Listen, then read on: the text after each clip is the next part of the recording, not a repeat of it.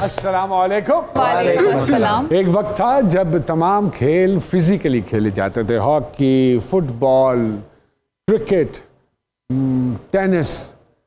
लेकिन जैसे जैसे वक्त बदला, मिजाज बदले। ये सब खेल अब भी खेले जाते हैं, लेकिन ग्राउंड में नहीं, कोर्ट में नहीं, मोबाइल पर। यूँ हमने खेल से गेम तक का सफ़र तय किया। इसका माशरे पे बहुत बुरा असर पड़ा। नौजवानों की सेहत पहले जैसी ना रही, वो खेल से दूर चले गए, ग्राउंडों से दूर चले गए। तो अगर इंटरनेशनल जितने भी फेस्टिवल लिए जाएं, जैसे ओलंपिक्स हो गया, वर्ल्ड कप हो गया, उसका रिजल्ट आप सबके सामने है। ये जो मोबाइल है, टेक्नोलॉजी ने बहुत इम्प्रूव किया है। लूडो भी आ गई अब तो, क्रिकेट भी आप मोबाइल पे खेलते हैं, हॉकी भी मोबाइल पे खेलते हैं, बिलियर्ड्स भी। आने वाले दौर में शादी भी आप सिर्फ मोबाइल से करते हैं। जो हालात जा रहे हैं। हाँ जी। मेरे फादर इन लॉ कहते हैं जी कि बच्चियां नूं ना बाहर जान दो, बाहर खेडन। बिल्कुल सर। ताकि इन्हां दी क्रिएटिव एक एलिमेंट है ना, वो वधे। सर हम लोग खेलते थे, दूसरे गेम्स होते थे, लंगड़ी पाला होता था, खो खो होता था, ऊंच नीच होता था, बर्फ पानी होता था। एग्जैक्टली। बहुत अच्छी और खूबसूरत गेम्स होती थी, लेकिन हमने उसका बेड़ा गर्क कर दिया। And kids used to be physically strong. Sir mobile में सांप वाली गेम मुझे भी आदत हो गई थी, सांप वाली गेम खेलता था, अब आदत खत्म हो गई। क्यों? तो सांप बड़ा होकर कॉमेडियन बन गया। सामने की कितनी बर्बादी हुई है इस मोबाइल में, जो गेमें सारी उन्होंने डाल दी है, एप्लीकेशंस बना के डाल दी है। सर लेकिन हालांकि बच्चे की ग्रोथ के लिए इतना ज़रूरी है कि कहा जाता है कि कच्ची मिट्टी में छोटे बच्चों को छोड़िए ताकि उनकी ये फिजिकल ग्रोथ के लिए अच्छा बिल्कुल है। ऐसे, इसलिए वो बच्चे यूं बीमार होते हैं। जी बीमारियां, इम्यून सिस्टम खत्म है इम्यून ना। सिस्टम्स वीक हो गए, क्योंकि आप बाहर सड़कों पे खेले ही नहीं, आपको वो चोटें ही नहीं लगी। वो मिट्टी कटा खाता है। मिट्टी नहीं खाता। और सर वो मिट्टी में जो मिट्टी का वो एक बनाते थे मजार से, उसमें हाथ खोद खोद के हाथ मिलाना होता था। हाँ, क्या exactly। यहाँ तक मिट्टी लगती थी, कितना मजा आता था सर। आपके पास कुछ है? 90s के हम लोग बच्चे हैं, हम लोग लूडो आज भी घर में सब कजन्स मिल के खेलते हैं, कैरम। और स्पोर्ट्स में तो मैं कॉलेज में खुद बहुत एक्टिव थी। I used to play hockey, और मैं तो अपनी हॉकी टीम में भी थी। हॉकी टीम में थी, और बाकायदा अगर हॉकी टूट जाती थी तो इनको पकड़ लेते थे। खैर, मजाक का सिलसिला तो जारी है। वो आजकल के बच्चे जो हैं वो इसलिए जल्दी बीमार हो जाते हैं, उनको ज़ुकाम, खांसी, जैसे ही सीज़न बदलता है फ़ौरन हो जाता है, बिकॉज उनके इम्यून सिस्टम्स जो हैं वो बड़े वीक हो चुके हैं। छतों के अंदर रह के, घरों के अंदर रह के, फीफा खेल खेल के। मेरी पेरेंट्स से दरख्वास्त है, आउटडोर एक्टिविटीज़ बच्चों के लिए बहुत ज़रूरी है। अगर उसका ये बहाना मार के बच्चों को बाहर ना भेजा जाए कि सेफ्टी नहीं है यहाँ पे, कुछ हो जाएगा, तो वो एक सेपरेट इशू है। वो फिर आया कि आपकी अपनी एक एक्सक्यूज़ है जो आप दे रहे हैं बच्चों को बाहर ना निकालने की वजह। बुलाते हैं आज के मेहमानों को। आज के हमारे मेहमान बहुत प्यारे, मेरे बड़े भाइयों की तरह हैं। वो उस्ताद मोहतरम हैं, बहुत कुछ सिखाया है ज़िंदगी में, उन्होंने बहुत कुछ सीखा है हमने उनकी ज़िंदगी से। और एक बहुत बड़ा नाम पाकिस्तान ड्रामा इंडस्ट्री का, none other than one and only Waseem Abbas sahab जी।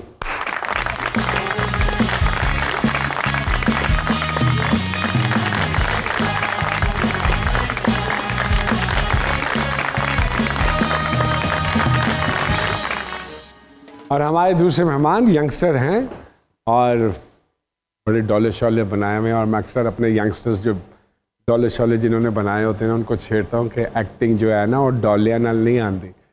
तो बहुत सारी तालियों में उनको भी वेलकम करते हैं जनाब अमाद फारूकी साहब जी।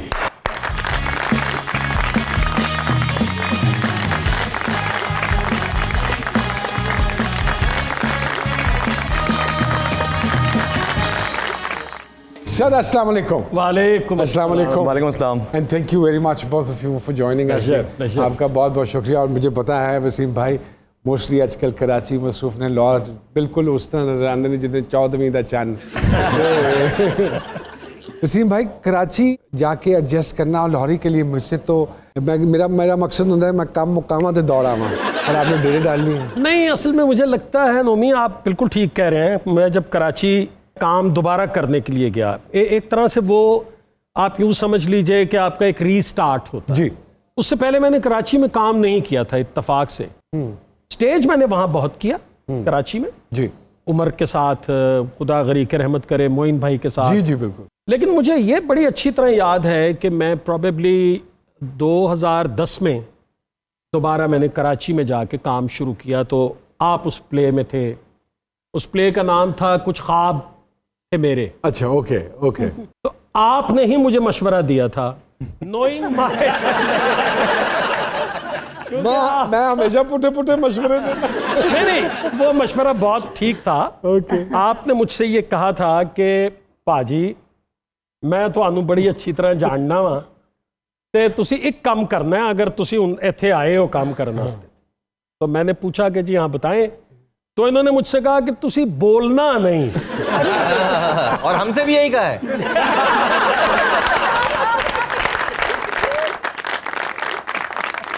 मुझसे आपने ये कहा था कि जो जिस तरह से काम कर रहा है आपने उसको करने देना है, आपने बोलना नहीं। क्योंकि मैं जानता हूं आपको एक आदत है, आप बीच में बोल पड़ते हैं, थोड़ा एग्रेसिव भी हो जाते हैं। तो वो आपकी बात मैंने अपने पल्ले से बांधी और फिर मैंने काम किया और अब मैं बड़ा खुश हूँ वहां पे। मैं जी आई एम वेरी हैप्पी। अल्लाह का शुक्र है, जहां अल्लाह ने रिज़्क आपका लिखा होता है आपको जाके लेना होता है, वहां से शुक्र करके बस। और 2010 में ही हमारे छोटे भाई का इसका डेब्यू हुआ। Imad, how is the experience, how is it going? आप बड़े मुश्किल टाइम में आए हो, जब एक थरथल्ली है, किसी के पास वक्त नहीं है बताने का, समझाने का। जब मैंने स्टार्ट किया तो देयर वाज अ डिफ़िकल्टीज़, बहुत मुश्किल थी। और जब मुश्किल वहाँ से शुरू होती है जब आपकी फैमिली से कोई नहीं होता। तो फिर जब स्टार्ट लिया तो वो नचले प्रोग्राम था ईयर ऑय का, उधर से स्टार्ट किया। लेकिन सच बताऊँ हकीकत तो 6 महीने मेरे घर में टेलीविज़न नहीं चला उस वजह से, क्योंकि फैमिली से कोई सपोर्ट नहीं थी एज सच। लेकिन फिर ड्रामा इंडस्ट्री की तरफ मूव ऑन किया तो प्रोजेक्ट ऑफर हुआ। शुरू में ये लगा खुशबू का घर सर, तो उसमें ये लगा कि स्टार्ट में मुझे 3-4 दिन में चेंज कर देंगे, क्योंकि कहीं से लर्निंग नहीं थी या कुछ खुद नहीं सोचा कि कहाँ से अच्छी तालीम इसकी मिल सकती है। तो सर मैं ये समझता हूँ पहले स्क्रिप्ट पे काम किया जाता था, स्क्रिप्ट पे मेहनत की जाती थी, आर्टिस्ट कैरेक्टर्स बनाए जाते थे। लेकिन अब माजरत के साथ ऐसा कुछ भी नहीं होता, जो हम शायद उससे महरूम हैं। अब इतना कमर्शियल दौर हो गया, मैं कमर्शियल कहूँगा क्योंकि ये बिजनेस बन चुका है। पहले ये बिजनेस नहीं था, पहले अवेयरनेस होते थे ये ड्रामाज जो भी थे, कि सबक मिलता था उससे कि अगर कोई गलत है। या वो सिर्फ स्टेट का चैनल था ना जी उस वक्त, खाली एक उनकी जिम्मेदारियां और होती हैं। जब प्राइवेट में आप चले जाते हैं तो वो जिम्मेदारियां जरा डिफरेंट हो जाती हैं। अब आप बिल्कुल सही कह रहे हैं, कमर्शियलिज्म की दौड़ है। एक छोटी सी ब्रेक आपने कहीं नहीं जाना, ब्रेक के बाद दोबारा आते हैं आपके पास।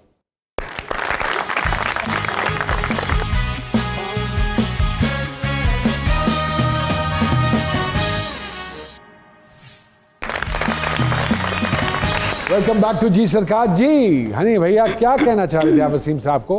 भाईजान मेरा आपसे एक सवाल मान भैया कर लो हाँ, क्या मैं फील्ड छोड़ दूं कि नहीं?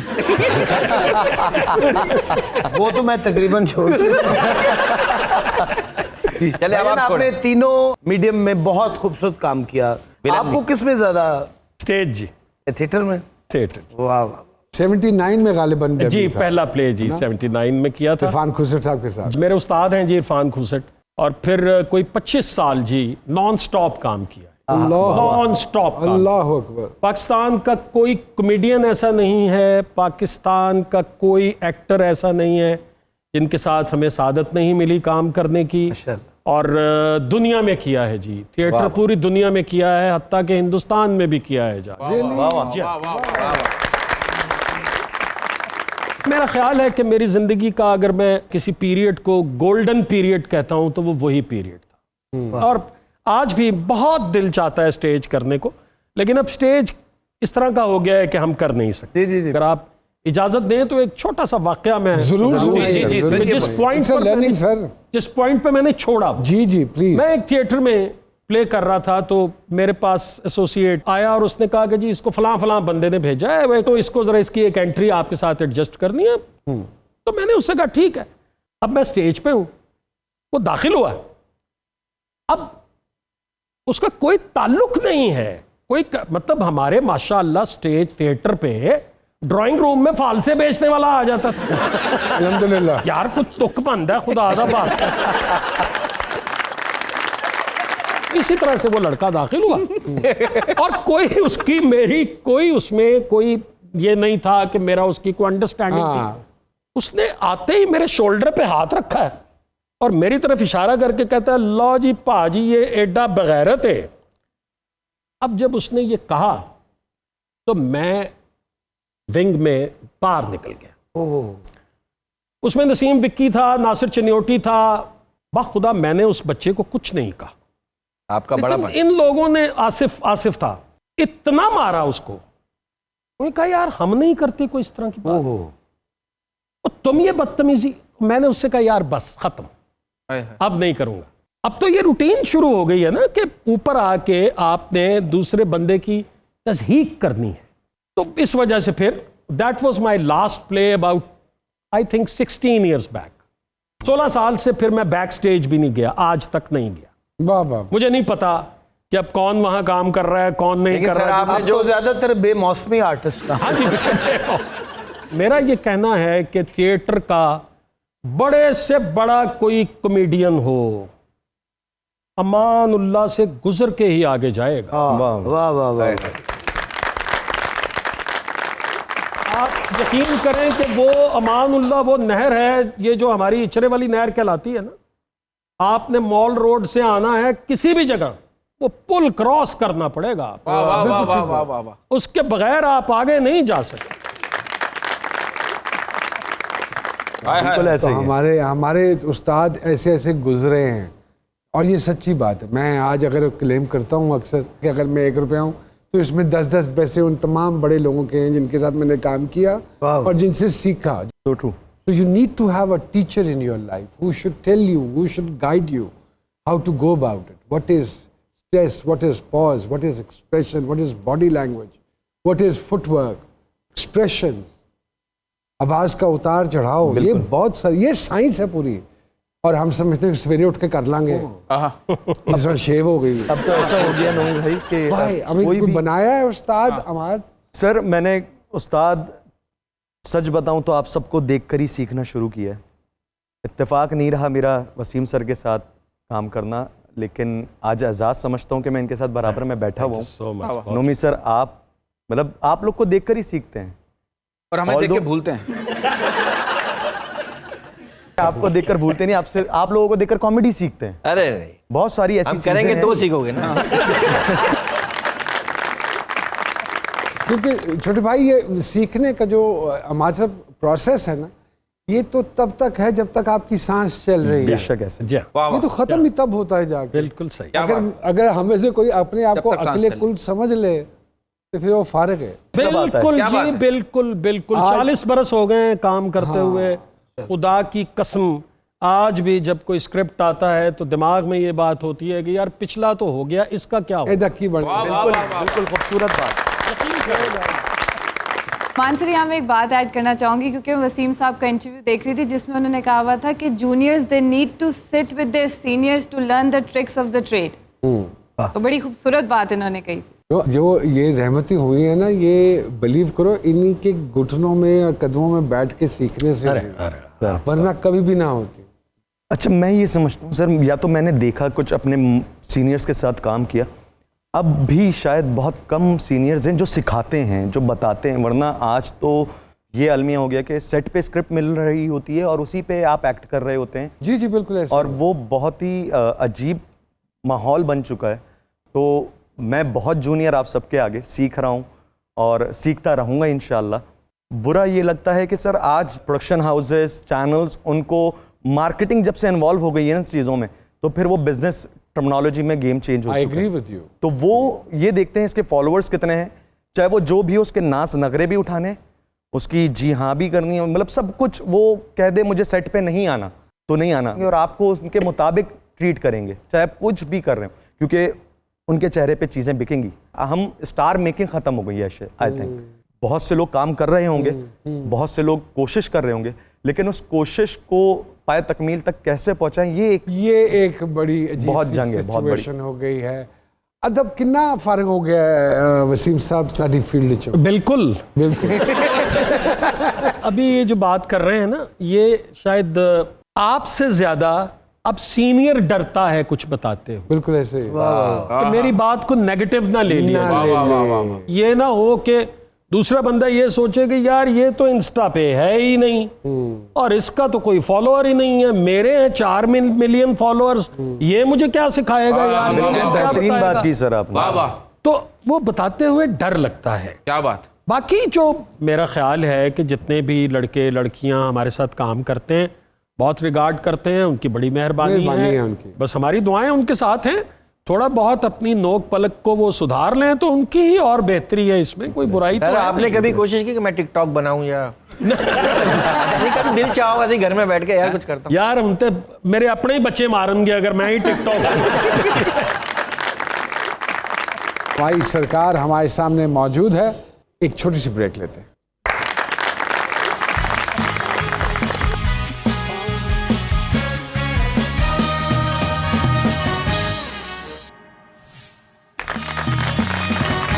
वेलकम बैक टू जी सरकार। नौजवान हाँ जी हाँ जी हाँ जी माशाल्लाह he is doing great work and great good serials in fact. कैसा लगता है, मजा आंदा है उन्हें देख के, तनकीद करते हो? मैं बहुत तनकीद करता बहुत तनकीद करते बहुत हो? ज्यादा तनकीद करता हूँ। मैं समझता हूँ कि मैं आज तक मैंने कभी किसी और एक्टर पे तनकीद नहीं की है, लेकिन मैं उसका सबसे बड़ा क्रिटिक हूँ। बहुत सी बातें हैं जो मैं कहता हूँ कि नहीं, अभी बहुत कुछ है करने के लिए। सॉरी आई एम कटिंग, तुसी रिवेंज नहीं ले रहे अब्बा जी भी ते जो ਤੁਹਾਡੇ ਨਾਲ ਹੋਇਆ ਰਿਆਜ਼ ਸਾਹਿਬ ਅੱਲਾ ਬਖਸ਼ੇ। ਅਸਲ ਦੇ ਵਿੱਚ ਮੇਰੇ ਵਾਲਿਦ ਦਾ ਤੇ ਸਟਾਈਲ ਹੀ ਬਿਲਕੁਲ ਡਿਫਰੈਂਟ ਸੀ। ਉਹ ਫਿਲਮ ਦੇ ਲੋਕ ਸਨ, ਅਸੀਂ ਬੇਸਿਕਲੀ ਟੈਲੀविजन ਦੇ लोग हैं।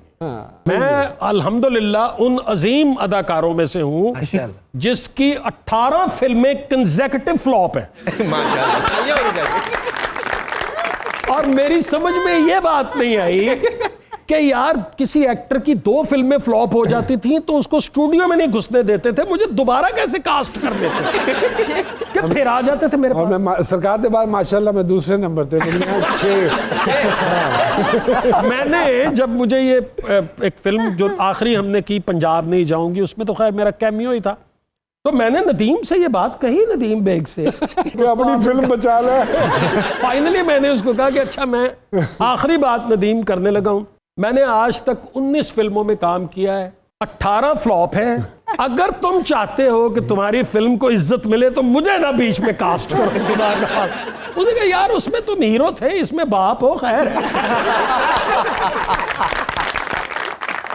तो अभी एक वीडियो, एक क्लिप एक वायरल हुआ था, तो वो एक गाना था वसीम वसीम, मैं कंफर्म करना चाह रहा हूँ वो आप ही थे? मैं कभी ये सोच भी नहीं सकता था कि इसकी शर्मिंदगी मुझे 30 साल बाद भी वो मेरे चचा की एक फिल्म थी। अच्छा अच्छा। और उसमें मेरा नाम वसीम ही था फिल्म के अंदर भी। तो ये गाना उन्होंने बनाया जिसपे मेरे वालिद बहुत खफा हुए थे। अच्छा। इसलिए कि उसमें वो लड़कियां फिर कहती हैं हाय वसीमा वसीमा हाय वसीमा। अच्छा सर, मेरा एक सवाल है कि यहाँ कहा जाता है, ये बात सही है, आप सीनियर हैं आप भी, कि ये बड़ा अच्छा आर्टिस्ट था, ये सुनने के लिए पहले हमारे यहाँ मरना पड़ता है। हाय हाय हाय। इसको आप एक बदकिस्मती कह लीजिए कि जिंदगी में जरा कम तारीफ की जाती है, मरने के बाद जरा वैल्यू ज्यादा बना दी जिंदगी जाती में अगर मैं अवार्ड दे दूं भाई को, आपको, हमारे सीनियर्स को जो डिजर्व करते हैं, हमारे यहाँ बोल बोल के मार देते हैं, आपका टाइम चला गया, वो जिंदगी में मर जाता है। वाह वाह। लेकिन मेरा ख्याल ये है कि जब तक आप काम कर रहे हैं वो टाइम आपका टाइम है, वाह। आप उस टाइम में जिंदा है ना। आप नए बच्चों के साथ, आने वालों के साथ आप काम कर रहे हैं, ठीक है कि आप अब उस तरह के कैरेक्टर्स नहीं कर सकते, और राइटली सो, इसलिए कि अब आप इस उम्र में आपने अपनी एज के मुताबिक ही कैरेक्टर करने हैं ना। तो मेरा नहीं ख्याल, मैं तो कभी किसी को ये नहीं कहता कि हमारे दौर में, मेरा ये दौर है ना यार, मैं कर रहा हूं। इमाद फिल्म कर रहे हैं कोई? अभी तक एज सच नहीं, अगर कोई अच्छा स्क्रिप्ट देखेंगे तो फिर ज़रूर काम करेंगे। मुझे इनफैक्ट और फराज जो मेरा ट्विंस है, हमें एक अच्छी ऑफर हुई थी फिल्म की, लेकिन अनफॉर्चुनेटली वो नहीं हो सकी। तो अभी तक तो एज सच नहीं, लेकिन कोशिश है कि ड्रामे में और अच्छा काम करें, सीखें और प्रोफेशनली काम करें, फिर फिल्म्स की तरफ मूव करें। अच्छा, आपके भाई जो हैं वो ट्विंस, आपने कभी शरारत में ऐसा हुआ कि उनको भेज दिया अपनी जगह सीन कराने के लिए? जी ऐसा, बिल्कुल ऐसे ही है वो। नहीं ऐसा हुआ है कि एक सेट पे मैं भी मौजूद हूँ, फराज भी आ गया, तो मैंने कहा फराज तुम जाके सीन कर दो और किसी को नहीं पता, मैं बीच में आ जाऊँगा। तो फराज गया और उसने सीन किया, करते करते करते मैं बीच में आ गया, मैंने कहा जी क्या लाइंस है, तो सभी हो गए ये क्या चल रहा है, कौन सा असली है कौन सा नकली है। तो ये एक वाकया बड़े, इसको कहते हैं नौजवानों की कामयाबी का राज।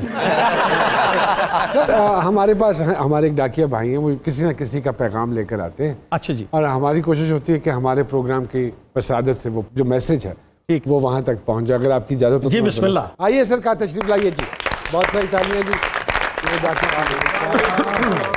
कैसे हैं आप? ठीक ठाक हैं जी। किसका आज पैगाम लेकर आए हैं? सरकार, आज जो पैगाम है वो एक बेचारे उस आर्टिस्ट का पैगाम है जो कि स्ट्रगल कर रहा है, अभी स्ट्रगल कर रहा है। हाँ जी। तो सरकार वो कह रहा है जी कि वड्डा अदाकार बना दे, अच्छा, मैनू भी रब्बा स्टार बना दे, वाह वाह। ते लोकी मेरियां नकलां करन, मेरे वर्गियां शक्लां करन, आहा दिलां च सब दे इंज समा दे, आहा मैनू भी रब्बा स्टार स्टार बना दे, ते सड़कां ते मेरे लगन पोस्टर, आहा जिंदगी बन जाए रोलर कोस्टर, हाय वाह वाह वाह शूटिंगां दे विच इंज फसा दे, वाह वाह। हाय मैनू भी रब्बा स्टार बना दे। स्टार बना दे, ते जुत्तियां घस गईयां लाला चक्कर, हाय हाय हाय। मासा घा नहीं पाउंदे डायरैक्टर, ते मेरे वल भी ध्यान पवा दे, हाँ, रब्बा मैनू स्टार बना दे, ते मेरे सीन इंज दे सज्जन, सैनमिਆਂ ਦੇ ਵਿੱਚ ਸੀਟੀਆਂ ਵੱਜਣ, वजन वाह जी वाह। वाह वाह ਮੇਰੀ ਇੰਜ ਦੀ ਧੁੰਮ ਪਵਾ ਦੇ, वाह वाह। रब्बा मैनू स्टार बना ਸਟਾਰ ਬਣਾ ਦੇ, वाह जी वाह। ਤੇ ਮੈਨੂੰ ਹੀਰੋ ਹੀਰੋ ਕਹਿਣ, ਲੋਕੀ ਮੇਰੇ ਨਾਲ ਸੈਲਫੀਆਂ ਲੈਣ, अच्छा वाह वाह।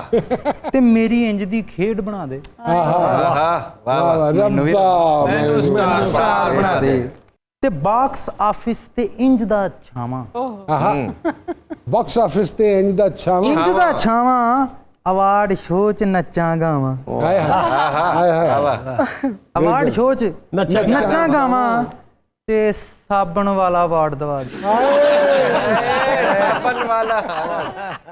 वाह वाह वाह वाह वाह वाह। खूबसूरत।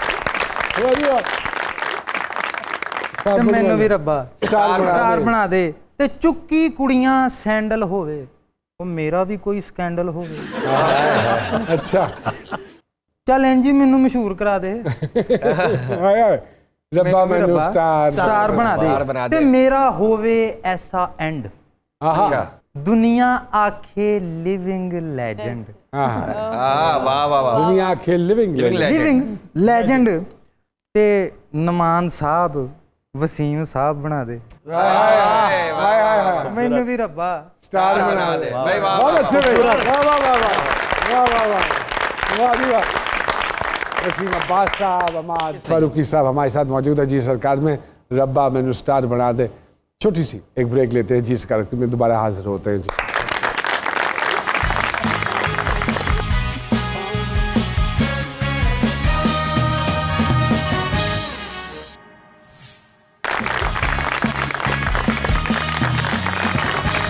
वेलकम बैक टू जी सरकार, और हमारी सरकार हमारे सामने मौजूद है।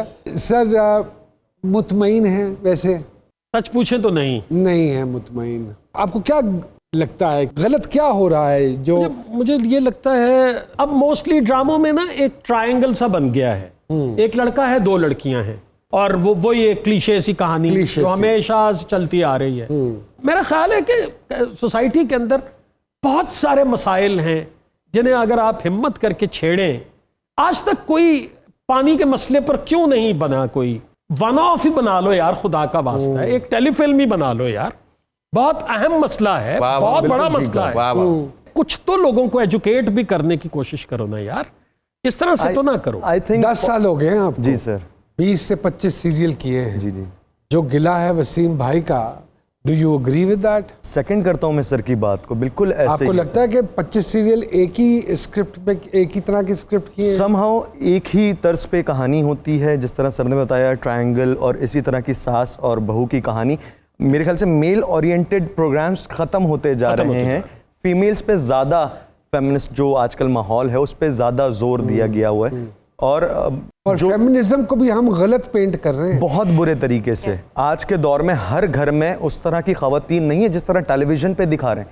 लेकिन हम पोर्ट्रे क्या कर रहे हैं, हम दिखाना क्या चाह रहे हैं, सब्जेक्ट नहीं है, मैसेज नहीं है, कोई रिस्क नहीं लेता आई थिंक, क्योंकि वो ये कहते हैं इतना पैसा लगा देंगे चलेगा नहीं, इसलिए फजूल है। और जितना देखा जाए सर, मैं शायद अपनी छोटी सोच से ये सोच रहा हूँ, पॉलिटिकल इन्फ्लुएंस की वजह से भी हम वो प्रोग्राम, जिस तरह सर ने कहा, जो मसाइल हैं दिखाएं, तो वो नहीं दिखा सकते। प्रोग्राम बिकेगा नहीं तो बनाने से, रखने से बेहतर है कुछ और। आजकल दौर ये चल रहा है कि देखें ये लड़की और लड़का, ये स्टोरी है, ये हिट है, तो ये हिट वाला दौर अजीब हुआ है। पहले तो बनाए इस तरह जाते थे कि ऑडियंस देखे और उनके मुताबिक की सिचुएशंस हो, उनके मसाइल हो, और बहुत हिट थे। जी जी, बारिश जी, बारिश से बड़ी जंजालपुरा जी, जंजाल, कशकोल था, दहलीज। कामिया जी आए, थोड़ा सा स्टार्स के हवाले से बात करें। अच्छा जी सर, पहली चीज़ जो मुझे बहुत इम्प्रेस और इंस्पायर करके गई कि इस इंसान ने अपनी जिंदगी को नहीं जिया, अपने रिश्तों की जिंदगी को जिया, और इन्होंने उनको प्रायोरिटी दी, रिश्तों को जो कि इनके साथ एसोसिएटेड थे। सर कितनी हकीकत है सामिया जी की इस बात में? मेरा ख्याल है काफ़ी सही बात है, अपनी ज़िंदगी भी जिए हैं और काफ़ी करतब किए हैं इसमें। मैंने कहा कि अलबेला साहब की एक बात मैं यहाँ पे ज़रूर करना चाहूँगा, आपकी बात के जवाब में, अगर आपकी इजाज़त हो तो। नहीं, कैसी वो बात एक करते हैं? प्ले में वो बुजुर्ग बने हुए थे, तो एक लड़की उनसे कहती है कि नाना जी तुहाडे अल मरन दा रिवाज नहीं हैगा, तो वो कहते हैं कि पुत्र कदी मरी दा सी, ਇਹਦੇ ਤੇ ਮਰ ਗਏ, ਉਹਦੇ ਤੇ ਮਰ ਗਏ, ਉਹਦੇ ਤੇ ਮਰ ਗਏ, ਹੁਣ ਤੇ ਇੰਨੇ मरे हैं पई मरे ही पे। वो हमने भी जिंदगी जी है, अब जी नहीं जाती वैसी। अच्छा, लेकिन एक जायचे का एक और शिकवा है, म्यूजिक कूट कूट के भरा हुआ था इनके अंदर, इन्होंने उसको शामिल नहीं किया। वो बड़ा अफसोस है मुझे नोमी इस बात का कि मैंने इस पर फोकस नहीं, लेगेसी को कैरी करना थोड़ा वो बहुत बड़ी गलती की। जब घर में ही इतना बड़ा इंस्टीट्यूट और हाँ, उससे बस मुस्तफीद ना होना, वो गलती की जी। अच्छा जी, जायचे का शिकवा ये है कि खुद से भी थोड़ा प्यार करें, सेहत का भी ख्याल रखना है, और जो है जितने इमेजिनेटिव है उतने प्रैक्टिकल भी हैं, लेकिन ये कि जो है अपनी सेहत को इग्नोर नहीं करना। सर आप क्यों रफ यूज कर रहे हो अपने आप? नहीं, रफ यूज वाली तो सब चीजें जो है उन्हें हम अलविदा कह चुके हुए हैं पिछले कोई 5-6 बरस से। नहीं, वो तो एडवेंचर और आपने सेहत का ख्याल जो है वो यकीनन रखना चाहिए, और मैं अल्हम्दुलिल्लाह बहुत कोशिश करता हूँ कि मैं इसका ख्याल रखूँ। जी नौजवान, हाँ जी, इतना अच्छा करियर है और पता नहीं क्यों फोर्सेस में नहीं गए। यूनिफॉर्म में जाना इनकी ऑब्सेशन थी और एक्टिंग में गए।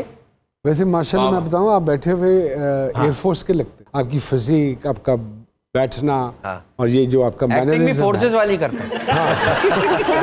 तो था मूड फोर्सेस में जाने का या नहीं? था शौक, हाँ। बचपन से नहीं, लेकिन जब आप पढ़ाई मैट्रिकुलेशन कंप्लीट की उसके बाद बड़ा शौक रहा, लेकिन अनफॉर्चुनेट जुड़वा जो है फराज, वो ज़्यादा पढ़ाई में अच्छा था, तो वो सेलेक्ट हो गया था।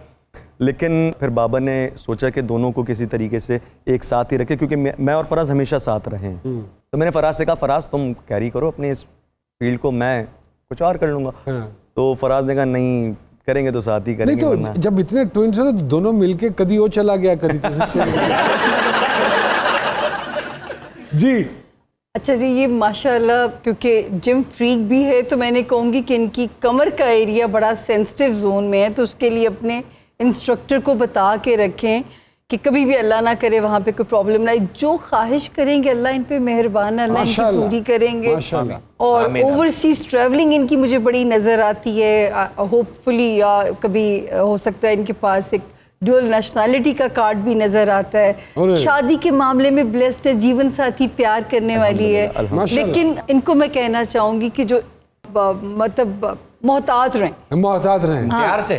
उनके कहने का मतलब ये है कि लोग खुश नहीं किसी को देख सकते, तो मोहतात रहें। हाँ, मैं इसको उस अलग तरह भी लेता हूं। Thank you. हाँ, थैंक यू। और सर नुमान इनसे कि पैसा भी बचाया करें, शौकीन मिजाजी शायद बहुत है, तो ये भी जरा समझाएं कि ट्राई टू सेव मनी। ये भी बहुत जरूरी है, और अदाकार के लिए तो बहुत जरूरी है। And you should also think about a parallel business as well, जो हमारे इस मुल्क के हालात है ना, क्योंकि यहाँ तो 2 दिनों में रिटायर भी कर देते हैं।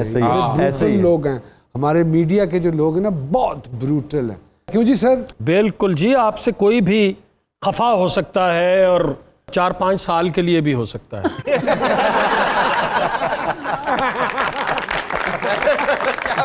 ऑपोजिट जेंडर में सबसे पहले क्या नोट करते हैं? खूबसूरती सर, उसकी ऑपोजिट है भी या नहीं? ये खूबसूरती मतलब कि कितने सब तो पहले ध्यान पहन रहा है सर आंखों पे। आंखों पे। अपनी लाइफ में कुछ बदलने का अगर मौका मिले तो क्या बदलना चाहेंगे? सर मैं ये सोचता हूँ लाइफ को इसी तरह एंजॉय करना चाहूँगा, बदलना नहीं यू आर चाहूँगा। Happy with this? अल्हम्दुलिल्लाह। Ever God give it to you? Allah का शुक्र। अल्लाह पाक इसी तरह मुतमईन रखे सारी जिंदगी आपको। कोई ऐसी बात जिस पर फौरन गुस्सा आ जाता हो? गलत बात पर? कोई ऐसा काम जो रूटीन से करते हैं? Sir gym, workout. वर्कआउट। कभी किसी खातून फैन पर दिल आया? नहीं, कभी इत्तेफाक नहीं रहा है। कभी इसका। इत्तेफाक नहीं रहा। साडा ते हर 2 घंटे बाद आ जाता। तस्वीर बनवाते वक्त किस बारे में ज्यादा कॉन्शियस होते हैं कि ऐ ठीक आनी चाहिए? Sir smile. अगर आपको पुलिस पकड़े तो कौन सा मुमकिन जुर्म हो सकता है जो आपने किया हो? मेरे ख्याल से ट्रैफिक रेगुलेशंस तोड़ना यही हो सकता 90% लोग फोन पे बात करते हैं सर, बात ही नहीं आती। जी जी। गड्डियां वाले को नहीं अपसेट होता, मैं पता कितने को अपसेट होता जो एंज चला रहे हैं। तो अगर हल्का जो झटका वजिया ना ते गर्दन तेरी गई। और उन्हें है तो कीता हुंदा वे नाल सिगरेट भी लाया हुंदा सु। सिगरेट भी लाया तो लत्तां 'च हेलमेट भी फंसाया। यार मैं हैरान हूँ, लोग बाइक पे कैसे सिगरेट पी लेते हैं? सर मोबाइल यहाँ फंसाते हैं कराची में और चलती हुई बाइक पे गर्लफ्रेंड को मैसेज टाइप कर देते हैं, मैं पहुंच गया हूं, आ जाओ। एक सुबह सोकर जागें और पता चले कि जेंडर में कुछ तब्दीली हो गई है तो पहला काम क्या करेंगे? सबसे पहले शीशे के सामने खुद को देखना। कभी कोई खूबसूरत मैसेज किसी गलत नंबर पर सेंड हो गया हो? हुआ है। अच्छा, क्या रिएक्शन आया? रिएक्शन ये क्या है? और वो तस्वीर थी एक्चुअली, मैं बाहर गया हुआ था तो वहाँ पे सेलिब्रेशन हुई तो कोई मुझे यहाँ पे किस कर रहा था, वो मैंने गलती से वाइफ को ही चले गया। हाँ। तो वाइफ ये हो गई, ये क्या है? मैंने कहा एक्चुअली वहाँ पे लोग ना था सेशन तो सब ग्रीट ही ऐसे करते हैं। हाँ, मैंने कहा वो सब कर रहे थे तो मैं भी खड़ा था लाइन में, तो सिंपल ये था। मैं भी मुस्तफीद हो गया। सबको मिल रही थी तो मैंने भी आगे कर दी। Thank you very much Amar साहब, very nice. Allah bless you, Allah bless you, Allah बहुत तरक्कियां दे। सर छोटे छोटे सवाल। पहला, बेहतरीन ड्रामा जिसे जब भी आप देखें उतनी खुशी होती है जितनी पहली दफा देखने पर होती थी? समंदर। समंदर। कोई एक डिश जो मजबूरी में भी खाना पड़े तो नहीं खाएंगे? बैंगन। रियली? अड्डे बुरे लग रहे थे। अच्छा, कभी बचपन में मार पड़ी हो और रोने पर और ज्यादा पड़ी हो? चुप कर, चुप कर। नहीं, कभी टीचर ने भी नहीं कभी हाथ चुकिया? टीचर ने तो फुट्टे तोड़े। ओए होए, लाशा। आपने कभी अपनी क्लास में भैंस घुसाई हो? ये बहुत मैं जी बच बाड़ देती अपनी क्लास च और बारों कुंडा लाता।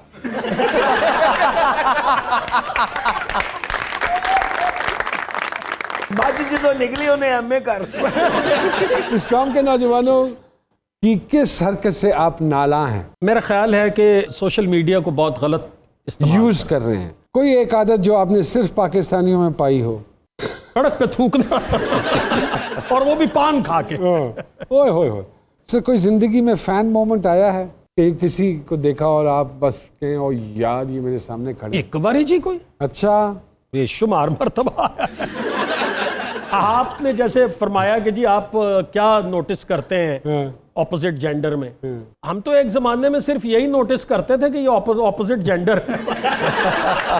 इतना ही काफी। तो अल्लाह पाक इसी तरह आपकी इज्जत और आपकी इज्जत कायम रखे और हमारी इज्जत से ही पाकिस्तान की इज्जत है और पाकिस्तान की इज्जत बिल्कुल। तो thank you very much sir. Wasim Abbas साहब, हमाद फरूकी साहब के लिए बहुत सारी तालियां दी।